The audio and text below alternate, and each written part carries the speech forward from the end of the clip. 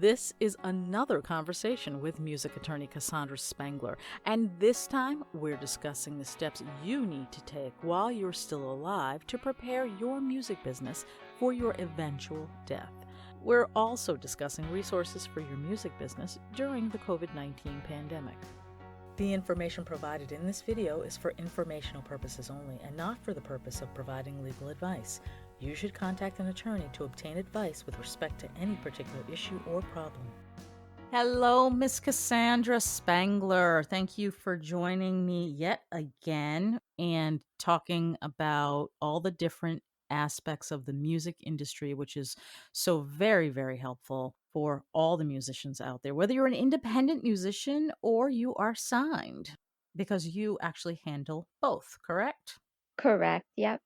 Of course, I always encourage people to try to listen into these conversations because you might pick up a wonderful little tidbit that you didn't know before. And you are so incredibly giving with your time and energy in helping us musicians out in this legal stuff that we know nothing about and you know everything about. So we definitely appreciate that. And I thank you for that as well.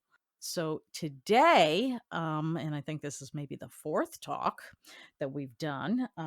Today, we're going to talk about something that is a tiny bit morbid, but it's actually really, really important. And it's important for, I think, all different careers, no matter what career you're in.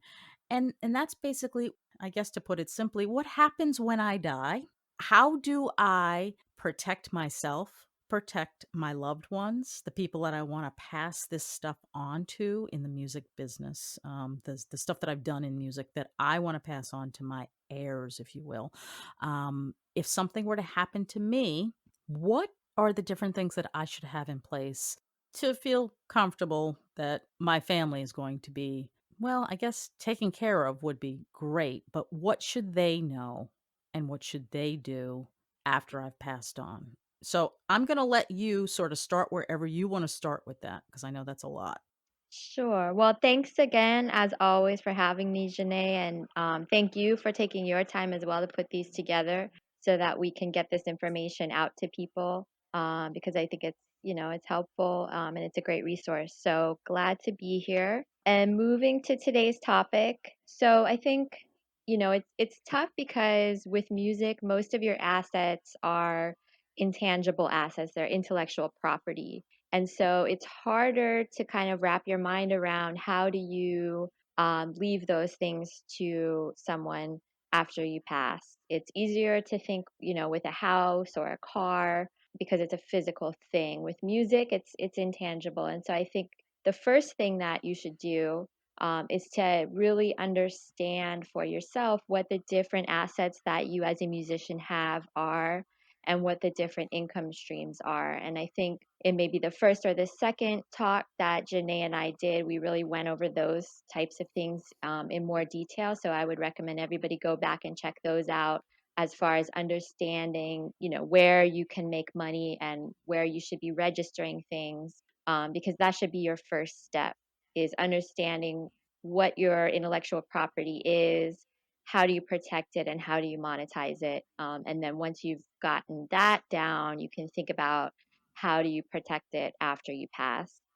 So what I'm going to do is kind of just go through the different types of assets that you might have as an artist, or a songwriter, a producer, and then talk about things that you can do to make sure they're protected and to make sure that they go where you want them to go when you're not around anymore. So, first, and probably the biggest one for artists is copyrights. So, if you are an artist who is not signed to a label, you most likely own all of your copyrights. It goes back to, again, something Janae and I talked about in detail before is this idea of owning your masters. So if you're an independent artist and you self-release everything, chances are you own the copyrights in both your sound recordings, and if you're also a songwriter, you also own the copyrights in those underlying musical compositions. So it's important to understand that there are those two separate copyrights in everything that you're recording, and to make sure that you cover whatever your plan is for passing those things along to your children or your other heirs, you want to make sure that you understand there's two different types of copyrights involved. So in general, for the most part, copyright lasts for 70 years after the author's death. There are some exceptions to that, things that were written, before the 70s and things that were done as work for hires, and some other exceptions have a different time frame. But for the most part, your copyright will continue to last for 70 years after your death. Automatically, the copyright will be treated as an asset that's part of your estate. So it's going to pass on to your beneficiary, whoever that may be. If you don't have a will, then, depending on what state you're in, it varies state to state. There are certain people that will be automatically become your heirs and will receive these assets. If you do have a will, which most people probably should, or a trust or some other document that lays out who you want to pass on your assets to, you want to make sure to specify in that document who should be receiving your copyrights. And you can also specify not only who should be receiving ownership of those copyrights after you pass, but also you can specify how you want them to be used. So, for example, if you don't want them to be used in commercials, some artists are very much against having their songs used in commercials. You could specify that in the will or whatever document you have that discusses who those will pass on to. And Cassandra, I'm going to stop you there just because, I mean, that little bit of information alone makes me Mhm. say the thing I always say when we talk, which is you really should work with a lawyer on this. You shouldn't try to do it on your own. I don't think I would have ever even thought of the places I don't want my music to be after I'm gone. Yeah, yeah, very important. And along the same lines, I would say to people, find somebody who is an attorney who deals with trust and estates and someone who is familiar with these types of assets, so that they can really help you get these things written the way that they should be written. And again, it varies a lot from state to state. So, make sure that you give a lot of thought to all of those types of considerations, because those copyrights, for artists, that's your life's work, and you want to be able to pass it on to the person that you want to pass it on to. Which, if you don't have a will, it might by default go to somebody who you don't necessarily want to have it. And you want to make sure that it's being exploited and used in the way that is consistent with your vision for it. So, make sure that you get that document, make sure that you give consideration to all of those things. And I'm sorry, I'm gonna interrupt one more time just Sure. because, so a few things there. I think that most, it's relative, people may not have a will, okay? That's number 1. Number 2, am I wrong in thinking that that is such a specialized section of law practice that an estate attorney would also specialize in music or entertainment? Am I wrong about that? Or is it like there's tons of them out there? Or is it so specialized that maybe going to your music attorney and coming up with a list of things that the estate attorney should be considering, might be helpful? Yeah, I definitely. I mean, I think there probably are some people out there who are familiar with both, but I think what you have said is absolutely right. You should maybe work in conjunction with your music attorney and your trust and estates attorney, so that your music attorney can explain to the trust and estates attorney these different assets that we're discussing today, and then the document can be drafted and reviewed by both. That's a great idea. And again, going back to something I mentioned at the beginning, along with these copyrights, you want to make sure that you have done your part while you're alive to protect them, which would be registering them with the Copyright Office. It's not required, the copyright is still yours from the moment you create it, but there are a lot of benefits to registering it. And, it's something that I recommend everybody do, and that you do it sooner rather than later. And along the same lines, you want to make sure you've registered everything with your performing rights organization, which in the US are BMI, ASCAP, and CSAC. So, whichever one you're using, make sure you've registered everything there. And that'll benefit you during your life as well, because then you'll be able to collect those public performance royalties. And then after you pass, that also becomes an asset. Unfortunately, I know at least ASCAP does not allow you to name a beneficiary on the account. There's sort of no automatic process to transfer those performing rights royalties. So you have to kind of go through the same process as you do with the copyrights, where you include that in your will, and you basically name, the beneficiary to those accounts in your will, and then you can have a document from the attorney or the executor of your estate after you pass, which you would then submit to ASCAP, BMI, or CSAC. And they should be able to then at that point transfer your account over to whoever it is that you want to leave it to. But that's really important too, because again, those are monies that are being paid 4 times a year. So, and they're paid for as long as people keep listening to the music. So it's important. That can be a great thing to leave to your children, and then they get that check 4 times a year. And but you've got to make sure that you do it all the right way to make it as smooth as possible for that to be transferred over. And the same kind of principle applies if you are a signed artist signed to a record label. You want to make sure that you have something in your will to state who those royalties, because those are a different type of royalties from the ones paid by ASCAP, BMI. So you want something in your will that says who inherits your royalties that are being paid from the record label. And then again, same process where your executor should be able to give a document to the record label, or sign a document which you would then, as the heir, give to the record label, and they will then be able to transfer those payments over to you. And so the other thing then, and I'm sure you were gonna mention this, but it just it struck me again that it is so important to be organized.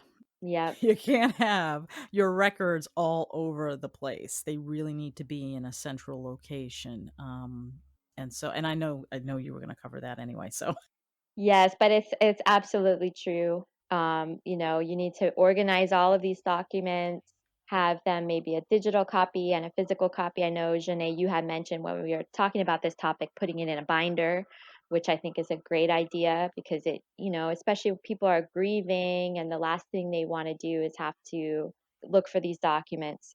So the easier you can make it for them, the better. And I think it's also helpful to the artist during their life to organize it, because it helps you, going through that process of organizing all these things helps you to better understand your rights, and what it is that you own and everything, so that you can keep track of that during your life as well. and not only actually, again, in thinking about my own music, I have music that I haven't even released, Yeah. and who knows, may never release, and I'm sure that other people have thousands of songs that they've never released, but they are there. That also it can be part of your package, is that correct? It can, yeah, those would also be assets. And the copyright and the unreleased recording. So the copyright exists regardless of whether it's been released or not. It exists from the moment that it's created. So you would want to cover those in the copyrights. And if there are physical, files or tapes or anything like that, you would want to specify those as well. Another important thing to note is that any contracts you have signed while you're alive related to the music most likely are going to remain in effect after you die. So if you've granted somebody an exclusive license in the recordings for 50 years, and then you pass away and there's 20 years left on that license will still apply to those recordings. So you want to make sure to put all that information in your binder too, and to make it very clear that even if someone is inheriting the copyrights, if those copyrights are subject to any kind of license that you have issued during your lifetime, that would still apply. That doesn't automatically get terminated just because the person passes away. And I'm thinking unless that's in the contract you came up with, obviously, Right. right? Yep. Okay. Okay. So that covers generally copyrights, which are probably the biggest piece of intellectual property for most artists. Moving to trademarks, which is another important piece of intellectual property. So copyright protects the artistic creation, so the sound recording, the musical composition, the lyrics, that type of thing. And then the trademark protects the brand name. So the artist name, if they have a logo, the logo, assuming that you have registered the trademark with the U.S. Trademark Office. So if you have registered it, many people have an LLC or a corporation that they use for their music. And if that's the case, you probably registered the trademark in the company's name, in which case you don't really need to do much for the trademark because it will continue. The company will survive beyond your death, and the trademark will continue to be owned by the company. If, however, you don't have a company and you register the trademark in your individual name, which you can do, then you would need to again address that in your will, as far as who's going to inherit that trademark. And trademarks can be really, really valuable for artists that have a well-known brand name. And so you want to make sure to not leave that out, because otherwise it'll just be lost. And then, you want to not only specify in your will who that trademark will go to, but you want to then follow up, and file an assignment with the trademark office.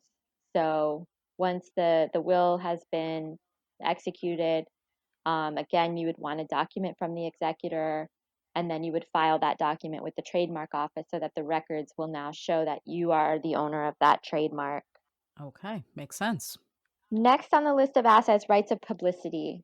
These get a little tricky, because unlike copyrights and trademarks, which are both established by federal law, so they apply these things that we discussed with copyrights and trademarks, those apply throughout all of the 50 states, and they're registered federally. And so you're protected throughout the country there. Rights of publicity, there is no federal right of publicity.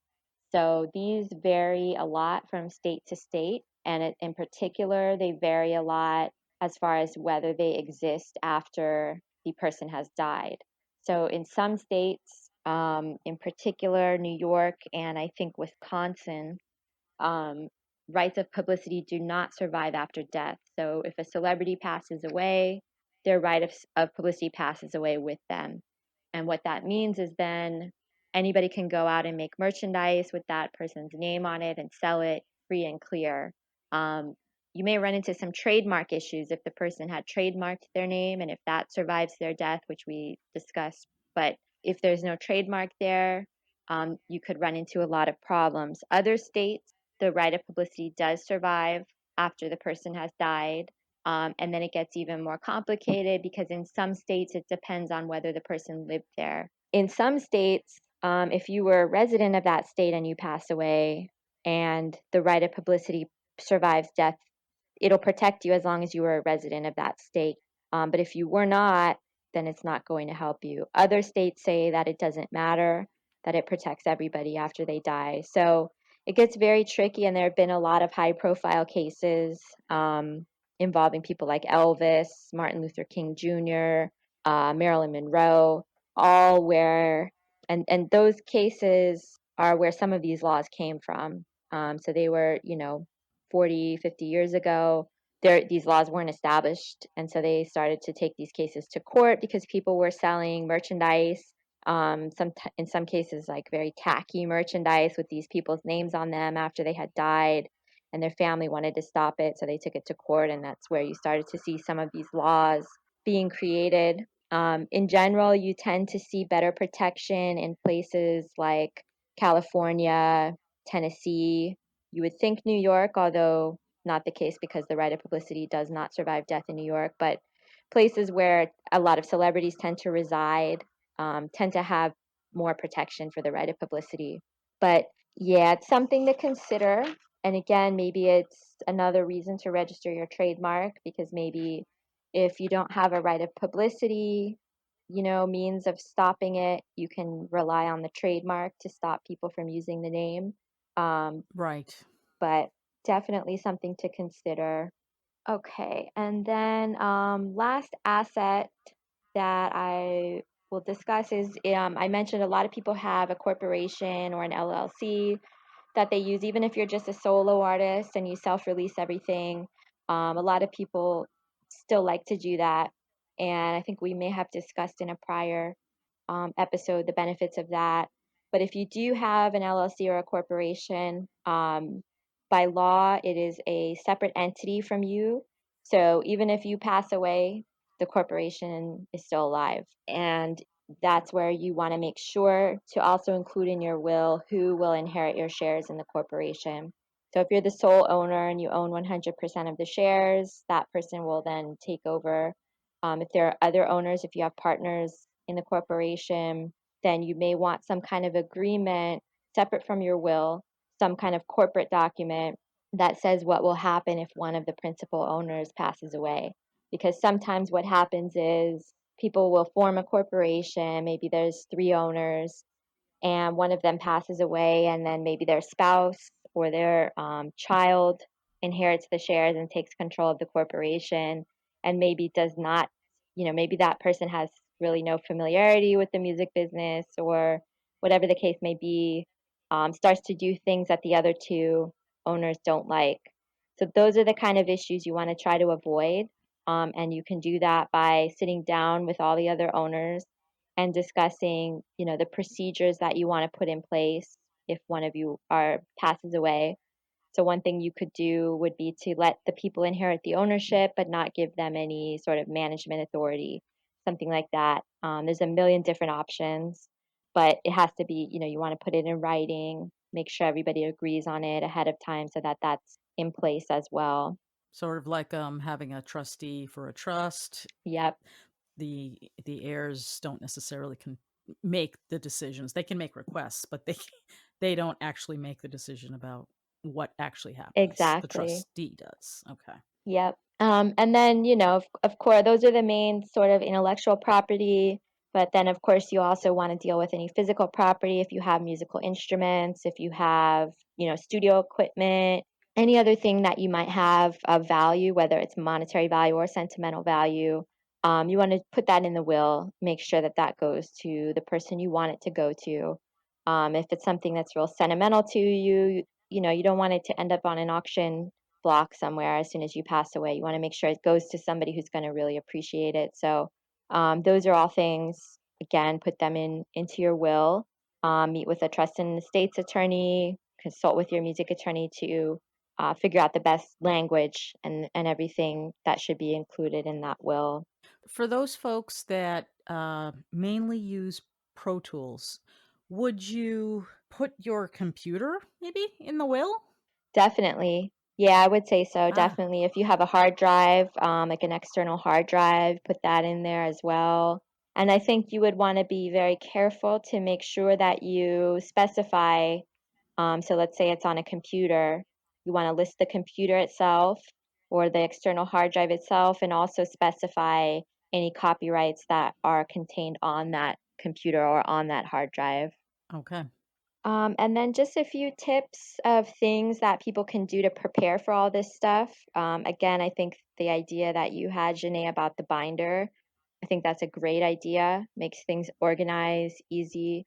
Maybe have a few different copies and give them to, the relevant people. Make sure you've registered everything as far as your copyrights, your PRO, make sure you include that in the binder too. All the account names, account information, login information, passwords, and then have a discussion with people.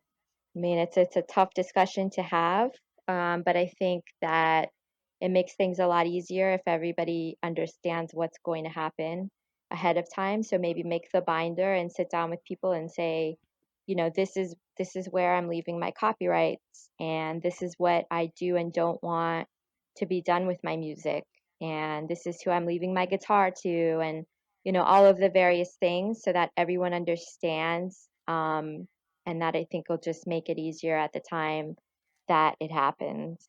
Yeah, actually, and as you were saying that, I was thinking, and then the music industry. Of course, we're all into recording for the most part, and so I'm thinking, gee, why not do a little voice memo too? Because having that conversation with people at the time, the recipient usually doesn't really want to hear it. Yep, It's they don't want to think about it.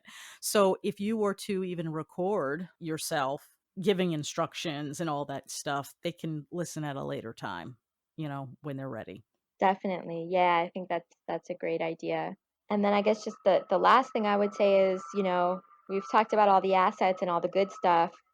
Don't forget about the bad stuff too, like any debts that you may owe. Again, that varies Mm. depending on the type of debt and the state as far as whether that passes on. But just be aware of that some of that might get passed on. Taxes, make sure that you stay current on your taxes because the last thing you want to do is leave that kind of a debt on somebody or, somehow have a lien get attached to your copyrights or something.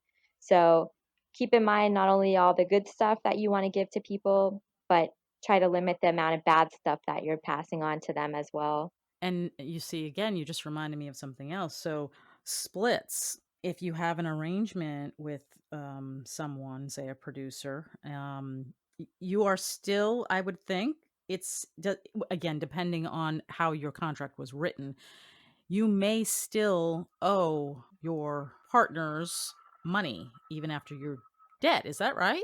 Correct. Yep. So any kind of contracts that you entered with people, those as far as, this type of a contract, those will survive beyond your death. So if you owe a producer royalties, that continues for the life of the copyright usually, unless again, as you mentioned, Janae, if there's something in the contract that says, if one of us dies, this is over. But usually that's not the case. Usually it'll go on for the life of the copyright. So you want to make sure again that your heirs understand that. If you have a manager or business manager or music attorney, those people should also be aware of all the contracts you have in place so they can help with that too, as far as keeping all that going after you're gone and making sure things are getting paid to the people they need to get paid to. Wow, lots to think about. Yeah. So I think that's everything I had on that topic, unless you have any other questions or comments. No, again, I was not even expecting half of what you said. So I'm still kind of trying to digest all that information myself. Now at a later date, if I come up with a bunch of things, maybe we can do another talk on this topic. And also if there are people that are listening and they have some questions, I would say put it in the comments, on in the video, and, we'll think about maybe doing a little more in depth if people come up with wonderful questions that we didn't actually cover. Is that okay with you? Definitely, yeah. And maybe we can look at some, there've been a lot of like really high profile cases over these types of issues. So we can maybe go over some of those cases and what the outcome was and maybe what people can do to try to prevent getting into that type of a situation. Oh, that's a great idea. That's a great idea. So yeah, so maybe we'll just plan on having another a talk with that being the central theme of these cases. But in the meantime, if people have questions, we could maybe cover them as if they come up, obviously, before we do this next talk. Sure, yep. All right. Well, so if that is it, and again, that was a lot. So I think that should be it. Maybe we can move on to we are, of course, in the middle of this pandemic, and it has disrupted the entire world, really. And lots of businesses are basically shut down, and the music industry is just like every other business. And people rely on doing concerts and live gigs, and they can't do them anymore. I think that was the industry that was hit, really one of the first Yeah. industries to be hit. And then slowly everybody else got hit. So there are these folks that are no longer able to make a really large chunk of their income because they cannot do these live shows. And there's a ton of information, I think, out there that covers, all the different things you can do. In fact, our talk just before this happened was about the tech industry and how it intersects with the music industry. So, neither one of us knew this was coming, but that was a topic that you had suggested, Cassandra. And I think it was perfect timing for people to start thinking about it because little did we all know it was going to become a reality. So I know that you had a bunch of resources that you shared with me. And did you want to talk about any of those resources or anything else related to technology and how people can help themselves basically? Yeah, I think, one thing is there have been a lot of different organizations, and I think there's more and more that I'm reading about every day who are creating different grants and different ways of helping artists right now. So we'll post some of them, but also do your own research, and because there's a lot of them out there. So if you are an artist who is suffering right now financially because of this, check out these grants, get your applications in. I would say sooner rather than later because you're probably going to have a lot of other people applying. So you want to get it in early. It's probably going to take them a while to process these applications and get the money out. So take a look at all of those. MusiCares is a big one run by the Recording Academy. Also, a lot of the Musicians Union, and then a lot of local organizations as well. So if you are, for instance, I saw a lot based in Austin, Texas. So if you're an artist in Texas, check out some of the local ones too. I would say definitely jump on all of those, get applications in for all of those because we don't know how long this is going to last. Hopefully, it won't be too long and people can get back to touring, but we don't know. So we don't know how long people will be out of work. So it can't hurt to get your applications in now. Also, the CARES Act, it really expanded opportunities for independent contractors, which a lot of studio musicians and touring musicians are independent contractors. So if you are out of work, take a look at what may be available to you under the CARES Act. Also, a lot of protection there for small businesses. So if you have an indie label or a management company and you're suffering, take a look at the CARES Act and what might be available to you there. So that those things are some ways of helping to kind of relieve the immediate economic impact. But I think also on a positive note, there's a lot of opportunity right now for people to be really creative. I mean, you have everyone at home, everyone is really wanting new content. So artists have a lot of opportunity right now to engage directly with their fans because you have everybody's attention, and to give them new, interesting, uplifting, distracting content. So I think what when we did the discussion about the tech industry versus the music industry, we kind of talked about how the tech industry has really been quick to embrace disruption.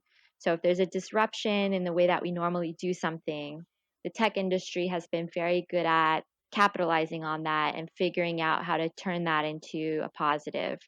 The music industry, a lot of times, has been very hesitant to embrace those things, and as a result, has missed out on some opportunities. And I think now is an opportunity for people because we have this huge disruption that none of us could have foreseen, but it is what it is. It's happening.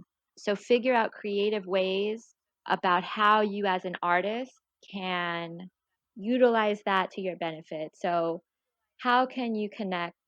Because it people need it. I mean, that's part of the one of the amazing things that artists and music do is when things are bad, music can really help to comfort people. So people need artists right now. They need music.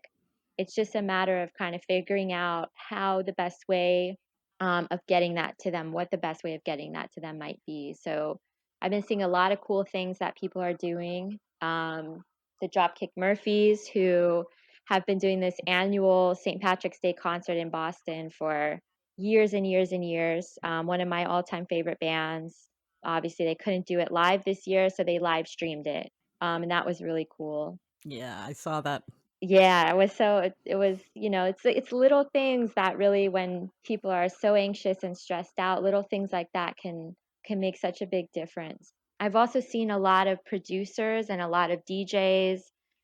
D Nice, I think, had over 1 million people. He did an Instagram live party from his living room, and there was like over 1 million people that joined in. I've been seeing all of these producers doing beat battles and all of this cool stuff that we don't normally get to see.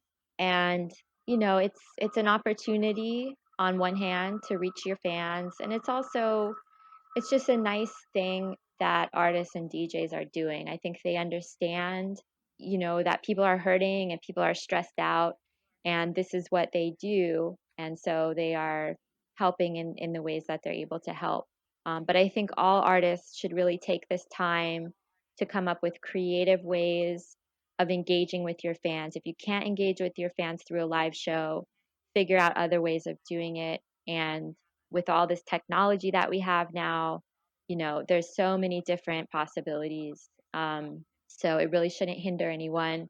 I also think when this is all over, we're going to start to hear a lot of really good music coming out because everybody's at home writing music and recording music without any distractions. So I think that's another positive that we will see. Definitely. And yeah, I mean, I guess the last thing again, I mean, I've said it already like a broken record, but make sure you register everything because times like this are where it's really helpful to get that check from ASCAP every quarter. When you can't tour and money is tight, it's nice to know that that check is in the mail. But if you don't register things, you won't get that check. So make sure you've registered everything with ASCAP or BMI or CSAC, whoever you use. Make sure you've registered everything with Sound Exchange. Make sure you're collecting all these different streams of income. And if you have all that in place ahead of time, then when something hard happens, whether it's, a pandemic or whether it's that you pass away, like we talked about earlier, if all that is in place, it makes a bad situation a little bit less difficult. It just makes one aspect of it a little bit easier for people. So make sure all of your paperwork. And now is a good time too, because everybody's at home. Um, I think we've all probably organized every closet that we have by this point. So move on to your next chore and make that chore. Registering your copyrights, registering with your PRO, and putting the binder of everything together. Yes. Yeah. I was just gonna say, now is Yep. is the time. I mean, again, nobody wants this to be happening, but it is happening. So make the best of it. And take this time because I'm sure most people are like, oh, I don't have time. I don't Yep. have time, Well, you probably have time now. So do Yep. it. Don't look back and say, oh, I wish I blah blah blah. So okay, well, we won't hammer that anymore, but really Yep. do it. Yep, because again, I knew a lot of artists who I think at the ASCAP checks were paid out sometime within, the past few weeks, and for a lot of people, they came right after the news about the tours being canceled. So people's stomachs kind of dropped when they heard that their shows were going to be canceled, and then getting that ASCAP check or BMI check in the mail, it really does help.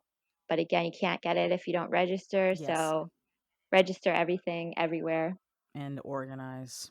Yep, 'Cause it'll make it easier for the next time that you have to do this. Because it's an ongoing process. It's not like, unless you only write 1 song and you're done, you're gonna have to keep doing this over and over and over, and if you can approach it as, "Hey, I know what I'm doing because I have this all organized and I know step A through Z," then instead of putting it off because, "Oh my god, it's such a daunting task," you'll just be like, "Alright, I'm choosing this day, and I'm just gonna get it done." And then it's done. yep, absolutely. Yeah, and I know you, Janae, have been through the process several times, and it's you just get to the point where it's like a checklist. You check off for each new song or each new recording that you do, the different things that need to be done, and you just take care of it. Yes, and I have to say this last round of going through all this registration, it finally dawned on me, "Hey, why don't I take screenshots of everything that I'm doing as I do it, so that the next time when I sit down and do it, I can just look at the screenshots and say, "Oh, this, click that," instead of trying to remember, "Oh, how do you Yeah. answer that question?" So, I finally caught on after, how many years? Screenshots. Yeah, it's a great idea, a great tip for everybody out there that is working through this process. So, we'll figure out which links to put, underneath the video so that people can just explore on their own time, and try to get to some of these places where they might receive some relief if they are in need, or they know somebody that's in need. They can pass it on. Definitely. Yep. So, was there anything else? Did we forget anything? I think that was it. Okay. Okay. Well, once again, that was a lot. I think every time we have these talks, we cover a lot of stuff. So some folks I think need to listen a few times before they really get all the information. But it is a complicated business, which is what I have said from the beginning. So take your time, learn it, and gather your resources. Basically. Yep. Definitely. And that's important, important so that people don't feel overwhelmed because that's absolutely right. It's an ongoing process and it's like you kind of learn and then the next time you learn a little bit more. So, you know, don't feel overwhelmed if all this information seems overwhelming. Just take it step by step. Exactly. So, Miss Cassandra, thank you again for joining me. I really love that we do this. I find it helpful for just myself, but I think a lot of other people find it very helpful as well. And let's tell everybody you are in New York City. Yep. And I'm hoping and praying that everybody there gets through this with the least amount of casualties. Please stay healthy and safe. Do what you have to do. I know it's hard isolating. It's hard for everybody, but we have got to do this if we're going to make it through. Yes. So just stay safe, please. And again, you're in New York City, and tell everybody how they can contact you if they need some advice, they need your help, they want to hire you, all that good stuff. How do they contact you? The best way would be to go to my website, which is cspanglermusiclaw.com.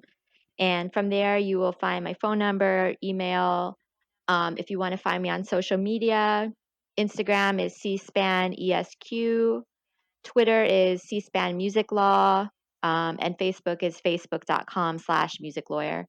So find me on any of those places. Still fully operating. We're doing Zoom conferences instead of in-person client meetings, but please, everyone, feel free to reach out, whether it's now or later. We'd be happy to speak with you. Excellent. So, again, I thank you for doing this with me, and I thank you for being my music attorney. I recommend you highly to everyone that I talk Thank to. you. So, yeah, so just stay safe, and I know that we will talk again very, very soon. Thanks, Janae. Same to you, and thanks again for having me. Not a problem. This has been a conversation with music attorney Cassandra Spangler. You can reach Cassandra by visiting her website at cspanglermusiclaw.com.